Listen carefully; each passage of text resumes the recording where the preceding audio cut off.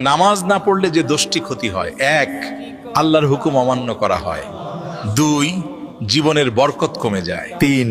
গুনাহ করার সাহস বেড়ে যায়, চার, অন্তরে অশান্তি বাসা বাঁধে, পাঁচ, দোয়া কবুল হতে বাধা সৃষ্টি হয়, ছয়, মৃত্যুর সময় কষ্ট বাড়ে, সাত, কবরের আযাব কঠিন হয়, আট, হাসরের ময়দানে প্রথম প্রশ্নেই ব্যর্থ হতে হয়, নয়, জান্নাত দূরে সরে যায়, দশ, জাহান্নামের শাস্তির পথে চলে যায়। নামাজ শুধু ফরজ নয়, এই নামাজই আমাদের রক্ষা।